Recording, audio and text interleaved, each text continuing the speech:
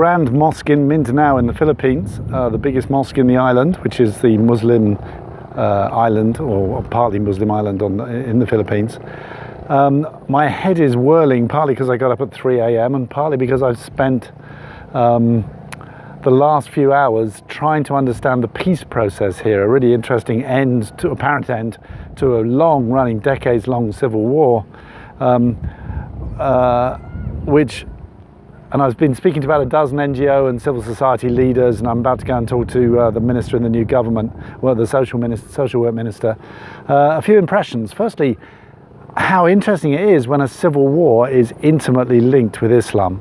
So what you've got a situation here is where the lead, one of the protagonists is called the Moro Islamic Liberation Front, and it identifies as Islamic, and it's got very close ties with imams and with Muslim leaders and communities, and that affects the whole way it works here. So with the peace agreement, I was asking the CSOs, what do you think is going to happen with accountability? Will the new government end up being corrupt like all the other Philippine governments, or will it be different? And they said, well, it's Islamic, and that means that accountability is not just to the voters, but accountability is to Allah and to the hereafter. And we think that that'll really change the way politicians think.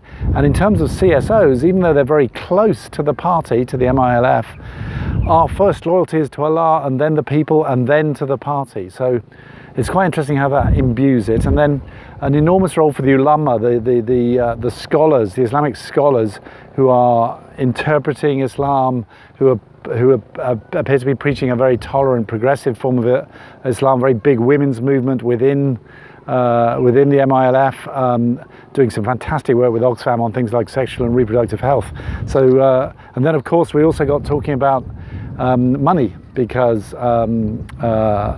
under Islam, people are supposed to give regularly for good causes to help the poor. And I did an interview separately before coming here with one of the people working with Oxfam in Mindanao, a woman called Jurma, who's doing some really interesting work trying to harness some of that traditional Islamic alms for progressive social causes. So you've got a kind of unique cocktail of Islam, armed struggle, civil society organizations, women's movement, women's leadership.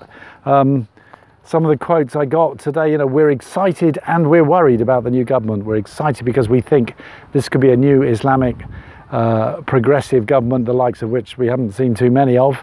Worried because they're going to be in positions of power with control over a lot of money, and there's always going to be the temptation to go the way of other politicians. And then the sort of political challenge: how can a revolutionary organization born of armed struggle with vertical command structures, sort of military, transform into a real accountable government? So I think it's going to be a really fascinating exercise to watch over the next couple of years, and I'll stop there.